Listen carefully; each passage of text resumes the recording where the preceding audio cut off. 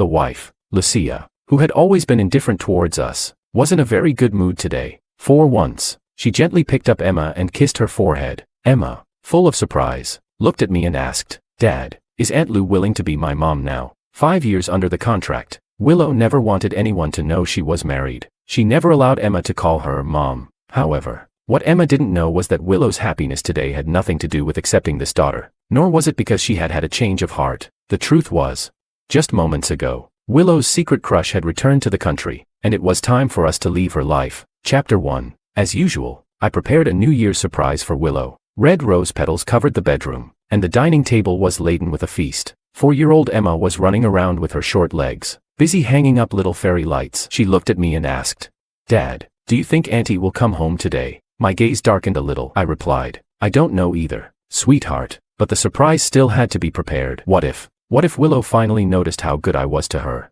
Besides, I really wanted to see Willow smile. Just then, a knock came at the door. I widened my eyes in surprise. I had expected Willow to use work as an excuse to avoid coming home, but she had actually chosen to spend New Year's Eve with us, father and daughter. Does this mean Willow is starting to accept me?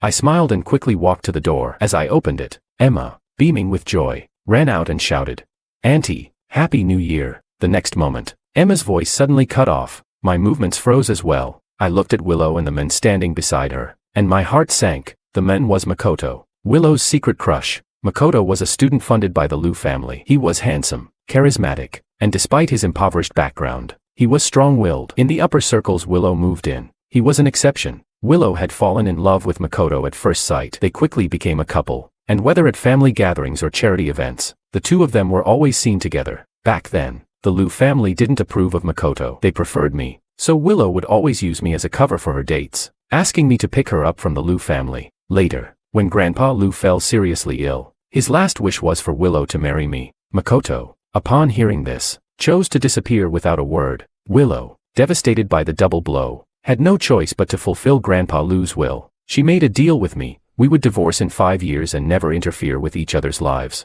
The 5 years haven't passed yet, but Makoto has returned early. I had expected this, yet I still held on to hope. I bet that Willow would want to keep a bit of dignity in front of both the child and Makoto, but I was wrong. Willow looked at the garish room and frowned. She said, "I'm working outside, and you're here making a mess with Emma." "Never mind. It's useless to talk about it. Pack up the room and move the master bedroom out. You'll sleep with Emma tonight. Makoto just came back to the country. He's staying here tonight." I didn't miss the smirk in Makoto's eyes. I wanted to persuade Willow to change her mind, but my throat tightened, and I couldn't say a word. Willow brushed past me, pushing my shoulder aside, and took Makoto's hand as they walked straight toward the bedroom. I looked at the rose petals, now dirty and stained, and a sense of helplessness washed over me. I forced a bitter smile and looked at Emma, having to shatter her illusion with my own words. I said, "Mom has been in love with someone for many years, and he's come to see her. We need to leave now." That night, the sounds of Willow and Makoto laughing together contrasted sharply with the cold silence on our side. Emma cried softly, and my heart ached as I comforted her, taking a long time to get her to stop.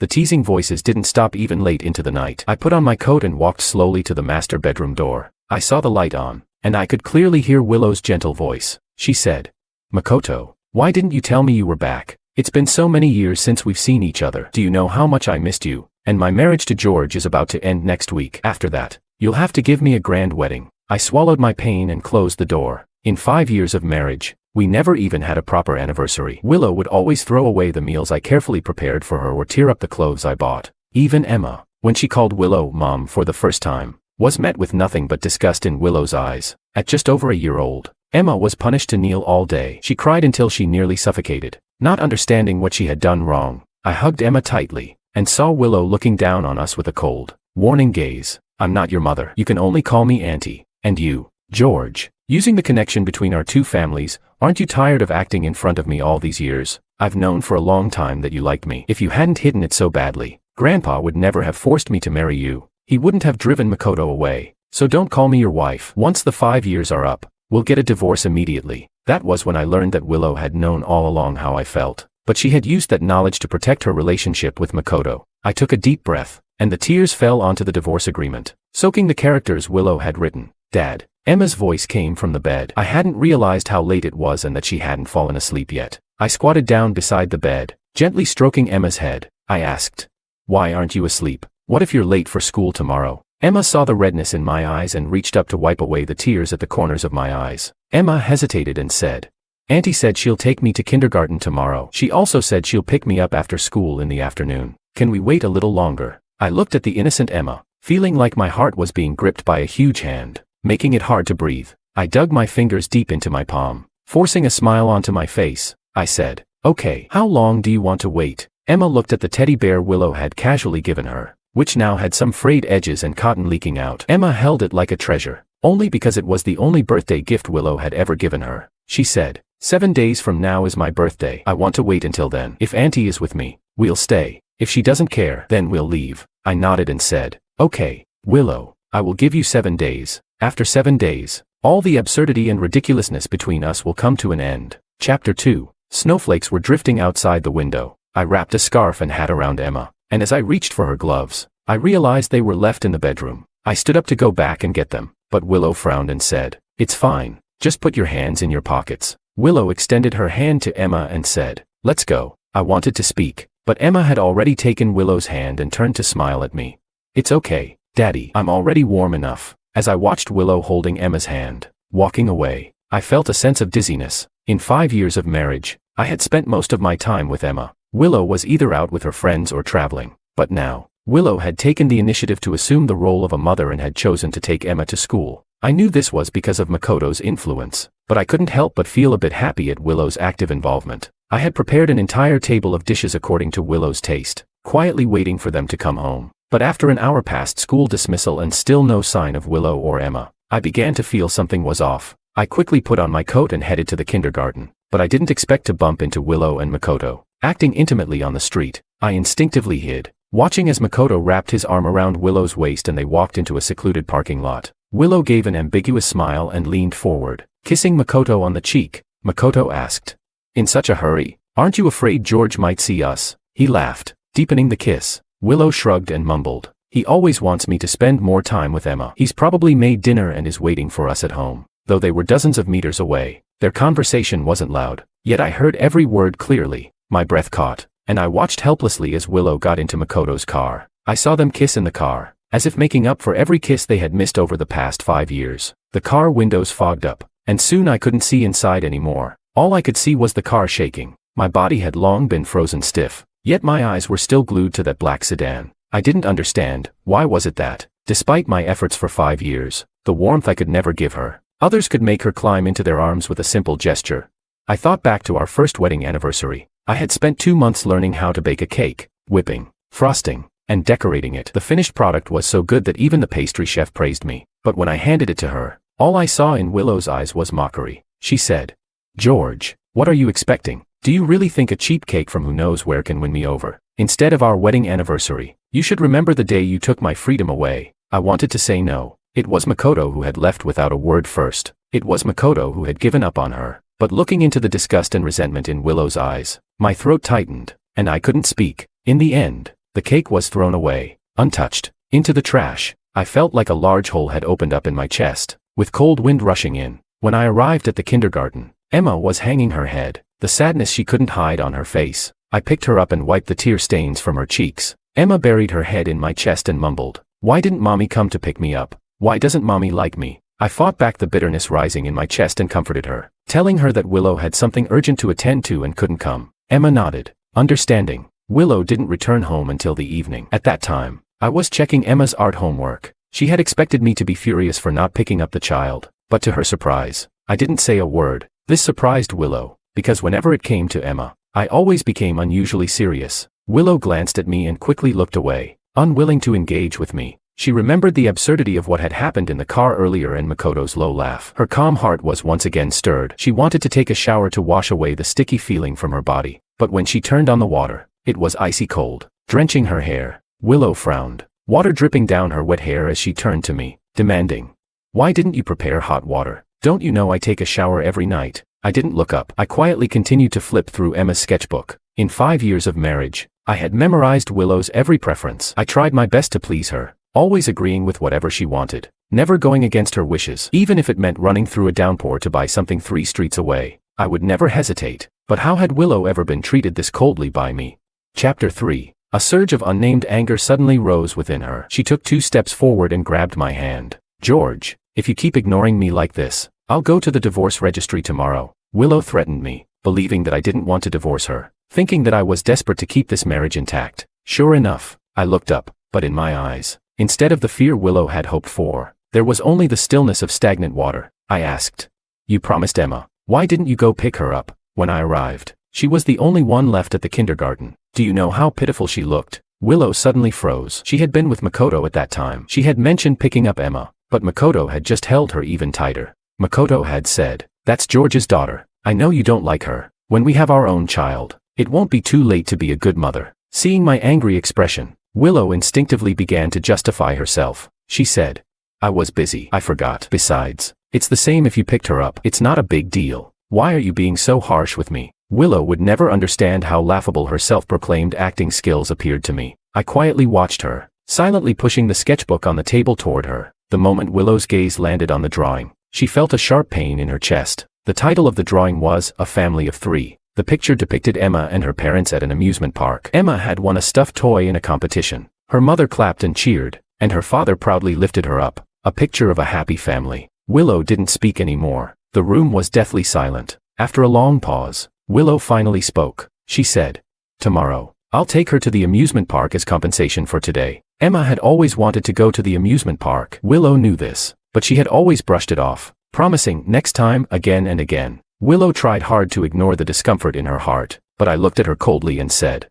"Don't forget again. In the last few days, I just wanted to part on good terms. I didn't want to break the final veil of modesty. I only hoped Willow could play the role of a good mother in Emma's childhood." When Emma woke up, she was overwhelmed by the sudden good news. She excitedly tugged at my shirt collar and asked, "Is it true, Daddy?" I couldn't stop laughing at her excitement, and I pinched her cheek playfully, pointing to Willow and saying, "Mom has changed her clothes already." Willow didn't correct me. Instead, she smiled at Emma. Emma, keenly sensing the change, hesitantly called out, "Mom." Willow raised her hand, and Emma reflexively shrank her neck, but Willow just rubbed her head. Emma was overjoyed. Along the way, she held Willow's hand tightly, her little hands red and frozen but unwilling to let go. She kept pointing at the snowman by the roadside, at the sleeping puppy, chattering non-stop. Willow responded to her one by one. By the end of the day, Willow had taken Emma on almost all the rides, including the ring toss game that Emma had drawn in her sketchbook. What Willow hadn't expected was that Emma, after struggling to win a small bear plushie, unhesitatingly gave it to her. She said,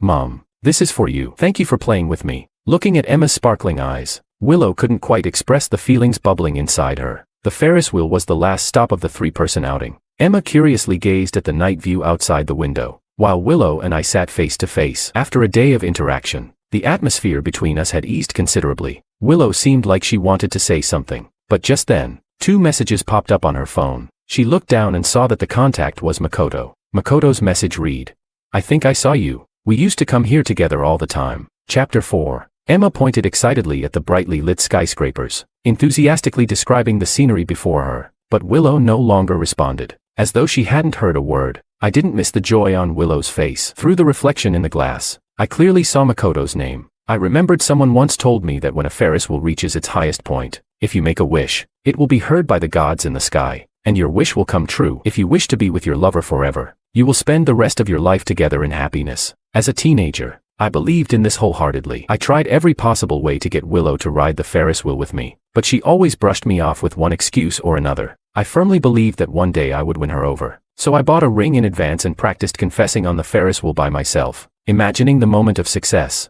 Now, I had finally made it to the Ferris wheel with her, but as I fiddled with the ring in my pocket, all the nervousness and joy I had once felt had long since vanished. Willow kept typing on her phone, and her smile felt painfully sharp to me. I took a deep breath and stuffed the ring into the gap between the seat cushions. At that moment, the Ferris wheel had just reached the highest point. I made a wish. If there's an afterlife, I never want to meet her again. I wasn't surprised by Makoto's appearance. The sudden brightness in Willow's expression said it all. Makoto casually patted me on the shoulder and said, "George, seeing Willow taken care of so well by you, I can rest easy." I didn't miss the faint hint of mockery in his words. Emma instinctively seemed to feel uncomfortable around Makoto, and Makoto crouched down to look at her, saying, "Emma, you've forgotten about me after just a few days. I even teased you on New Year's Eve." Emma didn't say anything, and seeing the awkwardness between the three of them, Willow stepped in to smooth things over. Makoto's rarely back in the country. And it's been so many years since we all gathered together to catch up. Why don't we have a meal together? Willow had originally stood beside Emma and me, but as she spoke, she walked over to stand beside Makoto. Seeing them side by side,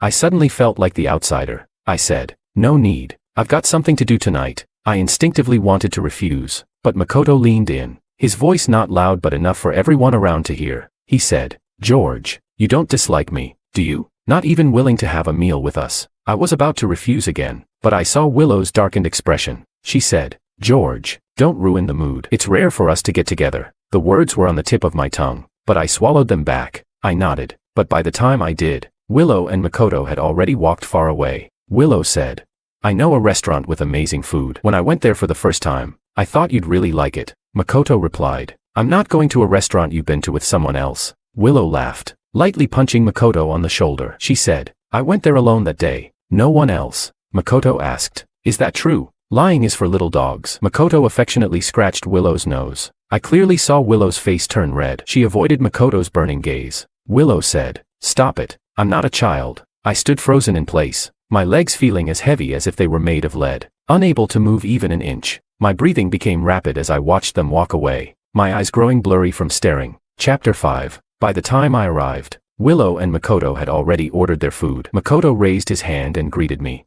"George, you don't mind me sitting next to your wife, do you? There really aren't any other seats." Makoto looked awkward, and I glanced at the 2 empty seats across from me, remaining silent. The waiter brought over red wine with foie gras. Makoto's eyes widened as he said, "Willow, I can't believe it, after 5 years, you still remember I love this dish." Willow raised an eyebrow and replied, "Of course, the rest of the dishes are all your favorites. They match your taste too." Makoto forked a large piece of foie gras and stuffed it into his mouth, saying, "Delicious." He made a face of pure bliss, while I lowered my gaze, cutting a piece of food and feeding it to Emma. Seeing that I didn't react, Makoto's eyes shifted slightly, and he asked, "Willow, you've ordered all my favorites, what about George?" Willow paused, her hand still holding a napkin. She said, "He's not picky. He'll eat anything. Don't worry about him." I handed Emma a glass of water, and where Willow couldn't see, I pressed deep marks into my palm. It wasn't that I wasn't picky, it was that Willow had never cared. It had always been me trying to please her, while Willow never once bothered with my likes and dislikes. Whether it was my hobbies, my food preferences,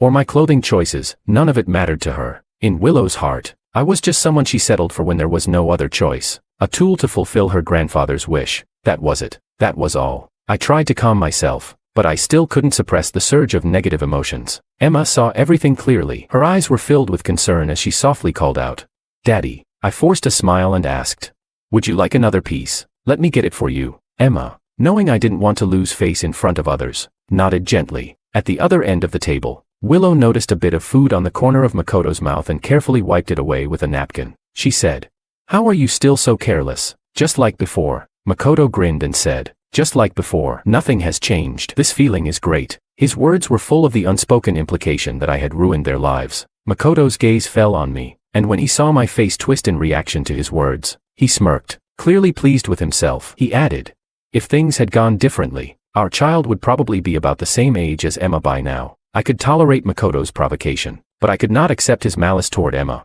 I could no longer bear the disappointment and anger surging within me. I shouted, "Don't bring the child into this." Makoto pretended to be surprised, first glancing at Willow, then innocently looking back at me and asking, "George, did I say something wrong? If it weren't for you running your mouth in front of old men, how would Willow and I have ended up separated? I know you like Willow, but it's been so many years. You should let her go back to me now." Makoto lowered his eyes, looking dejected. Willow saw this clearly and couldn't help but feel heartache. She tightly grasped Makoto's hand and didn't even look at me. A bitter feeling rose in my chest. I finally realized that everything I had done over the past 5 years meant nothing to Willow. I took a deep breath, deciding to leave this suffocating place. Emma, ever thoughtful, followed me silently. Willow didn't say a word to stop me. On the way home, Emma grabbed my hand. Her voice was quiet but firm. She said, "Tomorrow is Emma's birthday." Emma still remembered our original agreement. "If Auntie is with me, then we'll stay. If she doesn't care, then we'll leave." Her innocent words echoed in my ears. I replied,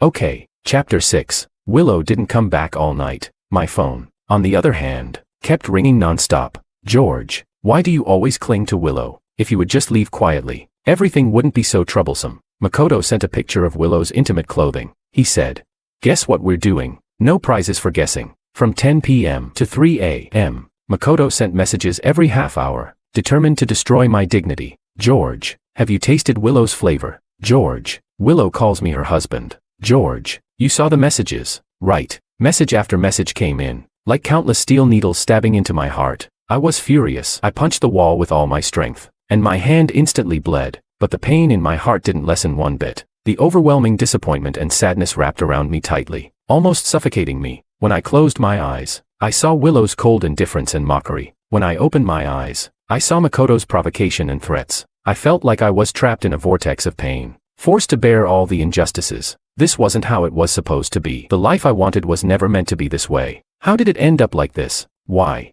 I looked at the photo of us on the bedside table, taken on our wedding day. I was smiling brightly, while Willow had an expression of impatience. It had been wrong from the very beginning. I shouldn't have fallen in love with Willow. There's a saying that I only now understand. Being close to you means being close to pain. Being far from you means being far from happiness. Willow and I were like this, forever unable to find true happiness. I couldn't sleep the entire night. It wasn't until the next morning that Emma, holding her doll, came over to sit beside me. We sat on the couch, quietly waiting for time to pass. When the clock struck 10, Emma couldn't help but ask, "Will Auntie come back?" My eyes were bloodshot as I looked at Emma and forced a smile. "I don't know." When the clock struck 12, Emma jumped off the couch, took milk and bread from the fridge, ate quickly, and then returned to the couch to wait again. When the clock struck 2, Emma noticed my injury and fetched a band-aid from the medicine box, placing it on my hand. I held Emma tightly, not speaking for a long time. At 5, my phone rang. It was Willow calling. Emma's eyes lit up,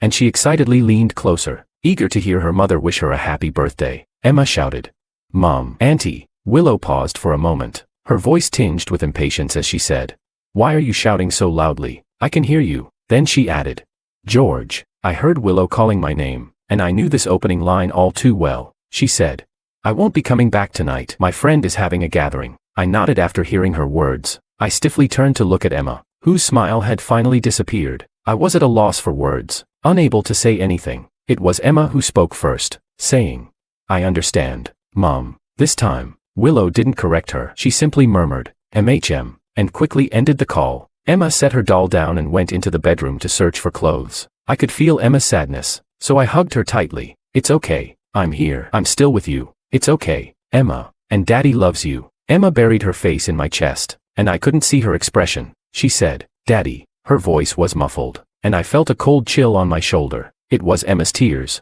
She said, "Let's go. Let's leave now." I once wanted Emma to have a healthy childhood with both parents by her side, but all Willow brought to Emma was countless instances of neglect and indifference. She said, "Let's go far, far away, and never come back." I booked a flight overnight and started packing my things. Emma glanced at the doll that had fallen to the floor, but ultimately chose to leave it behind. Willow wasn't her mother. The doll she gave her wasn't a precious gift. I moved quickly as I packed. I placed the divorce agreement on Willow's bedside table, ensuring she would see it at first glance. Emma stood at the door and asked, "Dad, are we ready?" This once homebody child urged me to take her away. I held her hand, and we walked out. "Daddy, where are we going?" I said. "To the South City." She asked, "Is it far from here?" I replied, "Very far." "Will Aunt Lou find us?" "No." "That's good." When we boarded the plane, I sent Willow a message. "The freedom you wanted, I'm giving it back to you." Chapter 7. After Willow hung up the phone, she couldn't shake the feeling that something was wrong.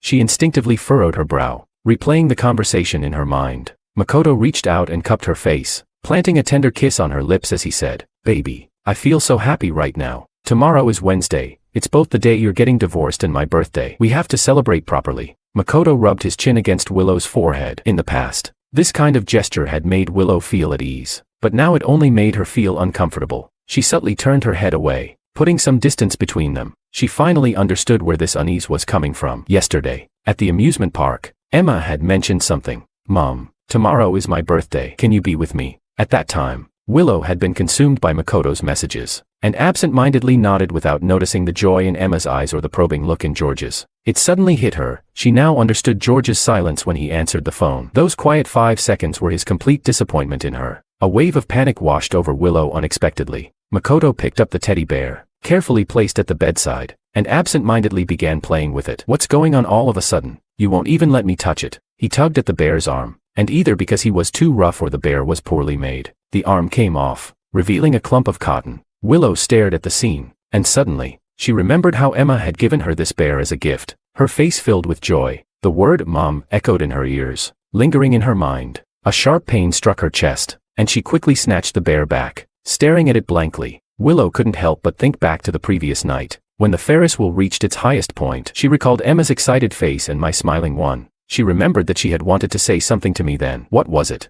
Oh, she remembered now. She had wanted to say, "It said that when the Ferris wheel reaches the highest point, the wish you make will be heard by the gods above." "George, what is your wish?" Willow had planned to ask. George had mentioned more than once that he wanted to ride the Ferris wheel with her. She knew he had a wish he was eager to fulfill, but Makoto's sudden message had thrown her thoughts off track. Her attention was diverted by Makoto, and the last remaining thought was abandoned. Willow felt a heaviness in her chest. She took a deep breath, trying to calm herself. Makoto leaned back, a mocking glint in his eyes, but his voice was full of feigned grievance. "Willow, you're not regretting being with me, are you?" Makoto shook his phone and sighed dramatically. "But, after what happened last night, you can't go back to them now, can you?" Willow's face turned pale as she recalled the absurdity of last night. Her body stiffened as she looked at Makoto, whose voice was gentle but whose face was filled with ridicule. A great sense of unease enveloped Willow's heart. "What did you say?" She rushed over and tried to grab Makoto's phone, but Makoto leaned back, and she missed. Makoto raised an eyebrow and looked at Willow, whose face had turned ashen, and shook his head in resignation as he handed her the phone.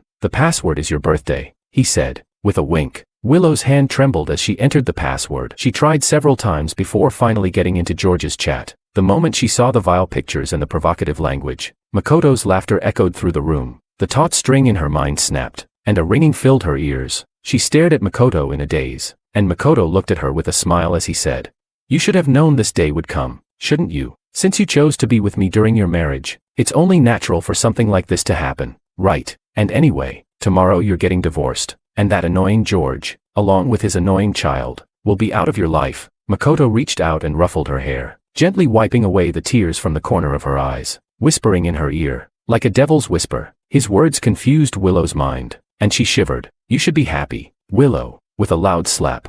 Makoto's incessant voice finally quieted. He covered his face in surprise, staring at Willow. Willow trembled in anger. "Who told you to send this to him? Who told you to send this to him?" Makoto grinned and said, "Willow, what are you pretending for? Did you forget what you called me yesterday?" He was smiling, but Willow felt like she had fallen into an ice pit, her breath becoming labored. This wasn't how it was supposed to be. It shouldn't have been like this. Willow took a few steps back, distancing herself from Makoto. She was wrong. For 5 years, she had romanticized Makoto's image, layer by layer, until the Makoto in her memory seemed perfect. Until this moment, when Makoto's darkness and baseness were fully revealed, she finally understood that the person she had loved all along was just an illusion. At that moment, she thought of George. She thought back to the previous night, when she and Makoto were nestled together, while George, forcing a calm expression, fed Emma. In truth, she had seen it, the sadness and the effort George was making to hold himself together, and she had also seen the anger in his eyes, but she had chosen to turn a blind eye. She had firmly believed that the person she loved was Makoto, not the man who had been by her side for 5 years,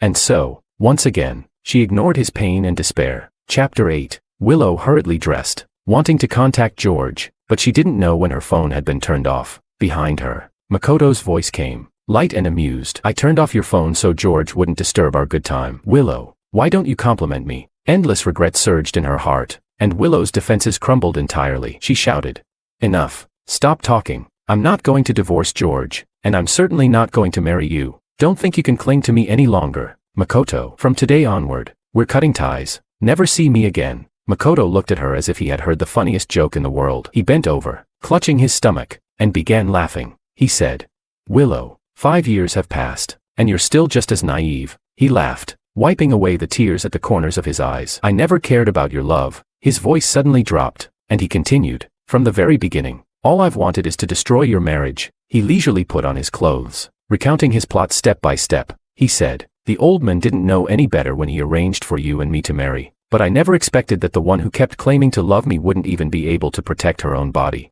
5 years of marriage, a 4-year-old child. Who knows if what you've told me is even true?" Each word made Willow's face turn whiter. Her body stiffened, unable to move. Makoto shrugged with a smile. "As a betrayer in a relationship, it's only natural for me to give you a little punishment. Such a pity for George." Makoto looked at the ceiling and sighed deeply. "No matter who he loves, he'll be fine. Yet that person is you, Willow." Makoto smiled cruelly, saying, "Fate always loves to play tricks on people, don't you think?" As his words ended, her phone finally powered on. She clearly saw George's farewell message. "You wanted freedom. I'm giving it to you." Just 9 short words, but they carried endless despair, self-blame, helplessness, and regret intertwined and tore Willow's sanity apart. Everything before her blurred with tears, and in her arms was the broken teddy bear, while in her ears was the mocking, triumphant laughter. A small part of Willow's heart still clung to the last shred of hope. Maybe George had said it in anger. Maybe he just needed some time to cool off. He loved her so much, how could he bear to leave her? Willow braced herself against the wall and stood up. She pushed past Makoto and staggered out the door. The biting cold wind immediately enveloped her. Willow hadn't even had time to put on her coat before her body began to lose sensation. Tears poured uncontrollably down her face, and the wind cutting across her cheeks felt like a blade. Willow ran as fast as she could, desperately moving forward. She was running too fast and slipped on the icy ground, falling heavily. The sharp pain coursed through her, and Willow clenched her palms tightly. She struggled to get up and stumbled forward. Blood stained the cuffs of her pants, but Willow didn't even glance at it. Her eyes remained fixed on the closed door ahead. When she gripped the door handle, her heart raced loudly in her chest. On her way here, she had rehearsed countless apologies in her mind, but when she opened the door, all she found was an empty living room. "George," Willow whispered, her voice trembling, but all that greeted her was an oppressive silence. Willow limped toward George's bedroom, and her eyes fell on the half-empty room. A deep sense of unease settled in her chest, and her heart beat faster and faster. Step by step, she walked toward her bedroom, and when she saw the papers on the bedside table, her breath caught. Willow stepped forward and saw the words, "Divorce Agreement," clearly written on the document. In that instant, all her strength drained away. Willow knelt on the floor, and the tears she had been holding back for so long finally poured out in large, uncontrollable drops. She could no longer suppress the pain that had been gnawing at her heart, and she broke down in a loud sob. "George, you can't leave me. I know I was wrong. I know I was wrong." Chapter 9. Meanwhile, on the other side, Emma curiously surveyed her surroundings. I waved at the woman approaching us. Anna was a friend I met when I was starting my business. She was efficient, strong-willed, and everyone called her Sister You. Anna flashed a bright smile, casually took my luggage, and ruffled Emma's hair. She said, "Take a good rest for the next few days, then think about your next steps." I nodded. After Willow and I got married, Anna moved to the southern city for various reasons. I'd reached out to Anna a few times since then, but each conversation was brief and ended quickly. I thought the bond between us had faded with time, but unexpectedly, Anna agreed without hesitation when I asked if I could stay at her place for a few days. I was somewhat surprised, but seeing how well Emma and Anna got along, I couldn't help but breathe a sigh of relief. It had been a long time since I'd seen Emma laugh so freely. I thought of Willow and wondered how she would react to the divorce agreement. Would she be eager to marry Makoto, or would she curse me for being ungrateful? In any case, she would probably feel like she had finally escaped a big trouble. Anna called out, "George." Emma chimed in, "Daddy." The two in front of me turned around to look at me. Emma was tiptoeing, cupping her hands around her mouth, shouting loudly. The morning sun shone on them, and as it reflected in my eyes, it created a beautiful scene. I started running slowly toward them, and then faster and faster. The wind whooshed past me. I saw the smile in Anna's eyes and Emma's rosy cheeks. In that instant, my heart, wounded by Willow's betrayal, started beating again. We arrived at Anna's house, where the table was laid with a variety of dishes. Anna pulled out a chair and said, "Sit down. I made your favorite dishes just like we used to have when we ate together. Try them." I froze for a moment. The buried memories began to resurface. I remembered that the last time Anna and I had a meal together was about 10 years ago, with 7 or 8 other partners. I hadn't expected her to remember my tastes so clearly. I suddenly felt a bit uncomfortable, but Emma naturally trusted Anna. She sat down without any hesitation and started eating the fried buns in front of her. She said, "It's delicious." Emma's eyes lit up as she repeated the action, stuffing her mouth. "Aunt You is amazing." Anna carefully wiped the oil from Emma's lips. She noticed my discomfort and broke the silence, saying, "George, I'm doing this for the friendship we've built over the years. You don't have to feel awkward. I'm not trying to make things difficult for you. It's just that after such a long journey, you need to eat something that suits your taste and replenish your energy." Anna's retreating approach made me realize that I had been overthinking things. I picked up a piece of tender beef brisket and started eating. Anna handed me a glass of water. I took it, and our skin briefly touched. Neither of us flinched. We both thought we were hiding our feelings well, but Emma, sitting nearby, saw through us completely. Her innocent voice rang out in the room. She said, "Why are your faces so red? The room isn't hot." Anna excused herself to the bathroom, and I lowered my head, continuing to eat without saying a word. Only I knew how fiercely my heart was beating inside. The cup Anna handed me was the one we had made together at the pottery studio. I had always known Anna had feelings for me, but at that time, my mind was fully occupied with winning Willow's approval, and I never considered starting a new life with someone else. After Anna's confession, she didn't give up. She used her birthday as an excuse to ask me to accompany her to the pottery studio. I agreed, thinking it was just an attempt to maintain a sense of dignity between adults. What I didn't expect was that she had kept that cup all these years. I hadn't felt cared for in such a long time. Living a life centered around Willow had almost made me forget that I existed independently of her. And now, Anna's actions were a reminder. When you immerse yourself in happiness, I'll silently protect you from behind. When you're entangled in pain, I'll reach out and pull you out of the mud. No matter what you choose, I'll be by your side. Chapter 10. The time spent with Anna brought a rare sense of calm into my life. I enrolled Emma in a new school, and every day, she would come home from kindergarten, chattering away non-stop. At those times, Anna would often widen her eyes in mock surprise and ask, "Did the teacher say you were the best, little darling?" Emma, proud of herself, would tilt her head up and say, "Yes, the teacher even made me the nap monitor." Nap monitor? Anna lovingly rubbed her face and said, "I told you, Emma is the best. The nap monitor is such an important role, and for the teacher to give it to you means she recognizes you." Emma, flattered beyond measure, beamed and eagerly leaned over the table to do her homework. In the kitchen, Anna and I exchanged looks and burst into laughter. We laughed harder and harder, until we were both hunched over, clutching our stomachs, laughing so hard we could barely stand up, with tears forming at the corners of our eyes. Just then, Anna stopped laughing. She looked at me, her gaze sincere and courageous. She took a deep breath and, with her bright eyes locked on mine, she said, "George, could you give me another chance?" I looked at her, and suddenly, I could hear nothing but the sound of my own breath, and all I could see was Anna. For some reason, I was certain that a future with Anna held no ridicule, mockery, or neglect. It would only have endless love, trust, and companionship. I watched my reflection in Anna's eyes, and all I could hear was the rapid beating of my heart and my heavy breathing. I opened my mouth and heard myself say, "Okay." From then on, our relationship grew exponentially. Emma had never seen this side of her dad. Every morning before leaving, Anna made a heart-shaped breakfast, and I would sit at the table, staring at the sandwich for hours, occasionally letting out a small laugh, almost like I had lost my mind. Emma frowned and pressed her little hand to my forehead, checking to see if I had a fever. I looked at Emma, pulled her into my arms, and gently rubbed my chin against her head, whispering, "Emma, let Anna Auntie be with you from now on, okay?" Emma didn't understand her father's strange behavior, but she understood the meaning behind the words. Afraid that I might change my mind, she hurriedly agreed. "Okay." I paused for a moment, looking at Emma's expectant face, and whispered, "So this is what happiness feels like."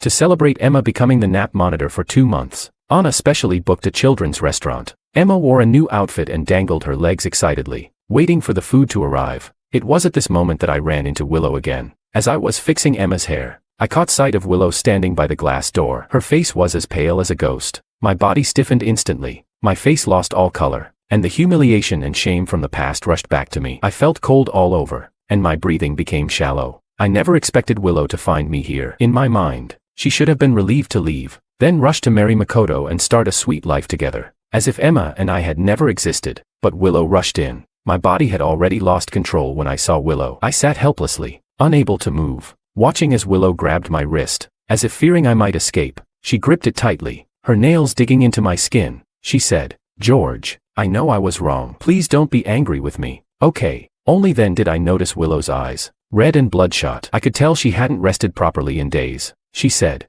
"I've broken up with Makoto. Can we start over and live a good life together?" Willow looked at me, her once proud demeanor now replaced by humility as she pleaded for my forgiveness. She said, "Let's just pretend nothing ever happened, okay? We, the 3 of us, me, you, and Emma, we can live a good life together. I'll try my best to be a good mom." She looked at me, silent, and tears began to fall. She said, "George, you can't leave me." Chapter 11. Anna's timely intervention prevented the situation from escalating further. She said, "Please let go." Her expression hardened, and she slowly pried Willow's fingers off my wrist. When Anna saw the bruises and swelling on my wrist, she furrowed her brow and pushed Willow away with force. Willow, unprepared for the shove, fell to the ground, staring at the woman in front of her. She had never imagined that anyone else could be by my side. From childhood to adulthood, I had always been like a fly buzzing around her, with only her in my eyes. Willow knew that, but back then, she didn't love me, wasting so many years of mine. Now, with sudden clarity, she came to me, expecting me to welcome her with open arms, tears of joy flowing freely. But how could I? How could I be with another woman?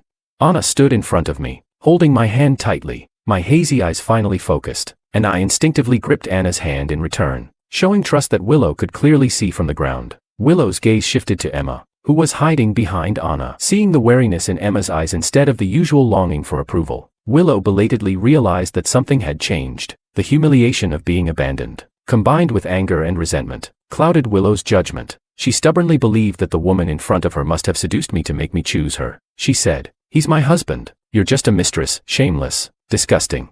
She pushed herself up with the wall, her voice full of vitriol. She pointed at Emma and shouted, "I carried and gave birth to this child with my own body, and now she's calling a stranger her mother. How could you do this to me?" Willow blamed everything but never mentioned what had happened on Emma's birthday, when she had been with another man. I knew that Willow had her own way of handling things, but hearing her insult Anna with the most vulgar words pushed me past my breaking point. I slapped her across the face, sending her back to the ground. "Enough, Willow." I took a deep breath and said each word slowly. "We're divorced." Willow covered her face, her pupils shrinking slightly. She looked at me, as if she hadn't understood my words. She asked, "What did you say?"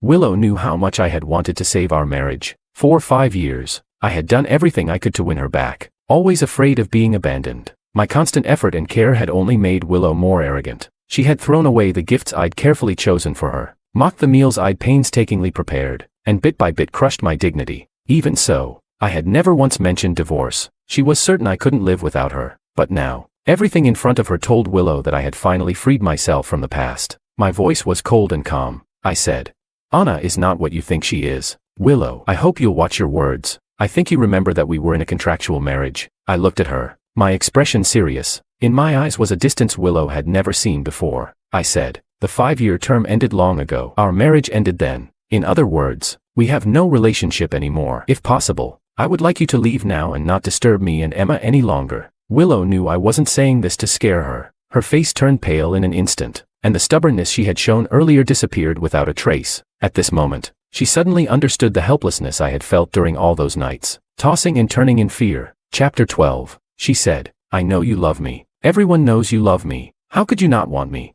Willow's voice trembled, and tears immediately filled her face. She stumbled forward, trying to grab me, but only managed to fall clumsily at my feet. The once arrogant, spoiled woman had become a humble beggar for love, pleading for sympathy, while the one she had once looked down on now stood above her. George looked down at her, his gaze colder than ever, and Willow sensed that the words coming next would shatter her illusions. For a fleeting moment, Willow wished she were deaf. That way, she wouldn't have to face George's judgment, wouldn't have to endure the humiliation when her mask of decency was torn away. But no prayer could save her. George spoke, and all Willow could do was listen. I said, "Willow, you know better than anyone how we ended up here." This time, Willow finally saw the disappointment in my eyes. I said, "I gave you my heart, and all I got in return was trampling and mockery. I tried. I desperately wanted your love. I learned to be a good husband, doing all the housework, taking care of the kids, even sacrificing my career. But what did you do? You made Emma, who had just learned to call you Mom, kneel for an entire day. You denied her motherly love,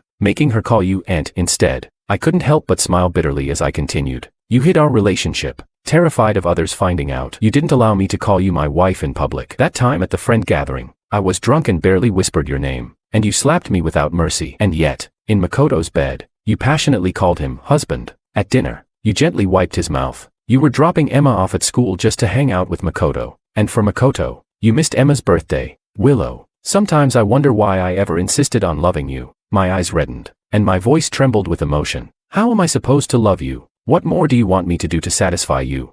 Willow's face lost all color as she heard my words. She said, "I'll change. Give me another chance, please. I really know I was wrong." I took a deep breath, trying to calm myself. I looked at Willow, offering the same gentle smile I had given her when we first met, crushing any remaining hope she had. I said, "It's too late." I turned around and grabbed Emma's hand, heading for the door. Willow, unwilling to accept this, reached out to grab me. Anna, who had been prepared, shoved her hand away. Anna had already called the police when Willow started acting out, and they arrived just in time. Willow was subdued by the officers, watching me walk further and further away, struggling in vain. She cried out, "I'll change. I really will. Please, George, please."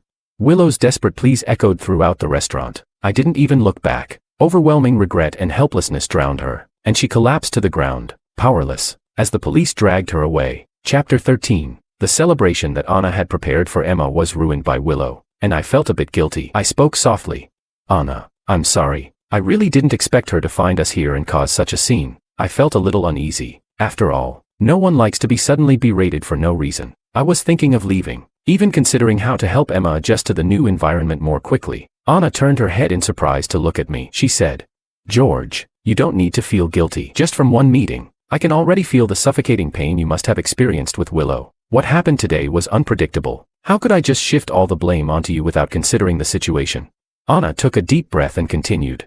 More than that, I'm more concerned about how this might have affected your mental state. Do you remember what I said? I will always stay by your side. That wasn't just empty words. It was my sincere thought. No matter what happens, no matter what you go through, I will always choose to stand by you. George, do you understand my feelings?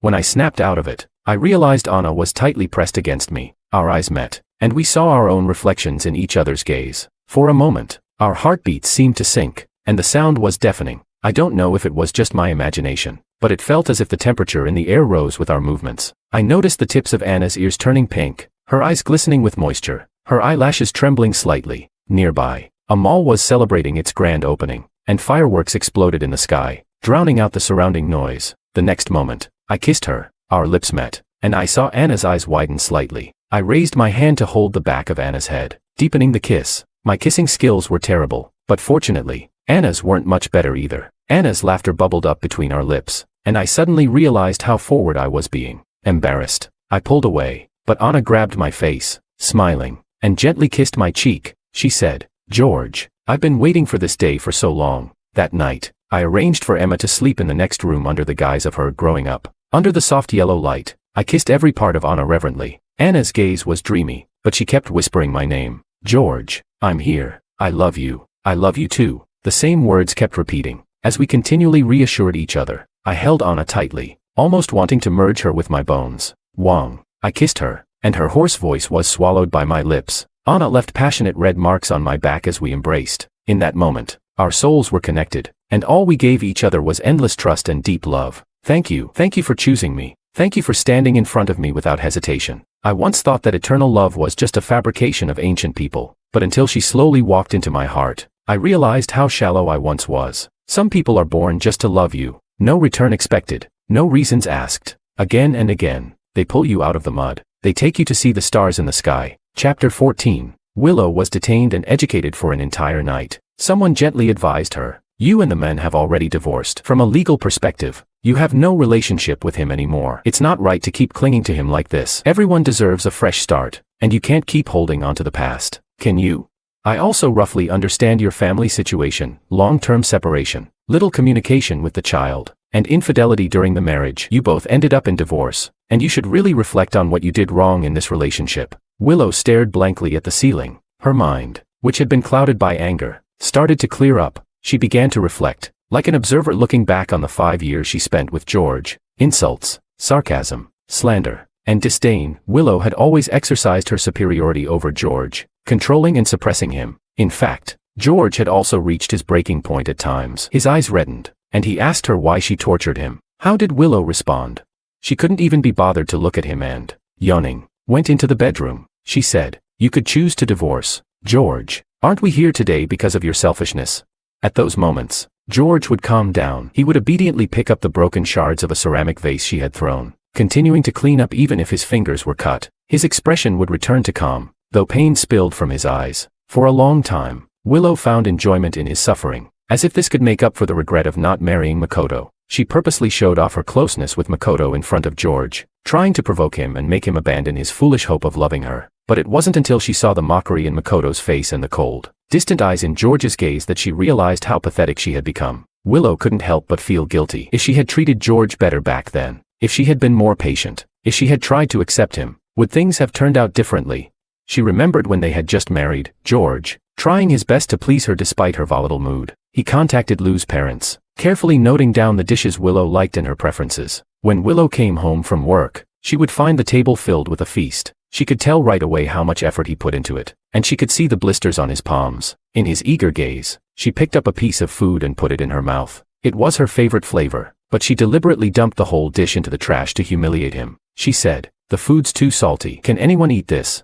She frowned, scolding him. Watching the light in George's eyes fade, his smile slowly disappearing. Then she heard him say, "Sorry." At that moment, her absurd and unreasonable actions became a sharp blade, carving a deep wound in Willow's chest. It was her own fault. She had pushed him away step by step. She had driven him away, step by step. It was all her fault. Willow took a deep breath, closed her eyes, and tried to hold back her tears, but she failed. Tears began to flow, more and more. Eventually, the dam broke. Anna and I had scheduled our wedding for New Year's. On the wedding day, there were countless guests in the audience, all offering their heartfelt blessings to the couple. Anna looked stunning in her exquisite wedding dress, and even I was left speechless by her beauty. She stood at the end of the red carpet, giving me a sweet and happy smile. I walked toward her, my heart beating so loudly it almost shattered my eardrums. Anna reached out her hand, and I gripped it tightly. Cheers and blessings filled the air. Petals floated in the air as time seemed to freeze at that moment. The officiant congratulated the newlyweds, and Emma,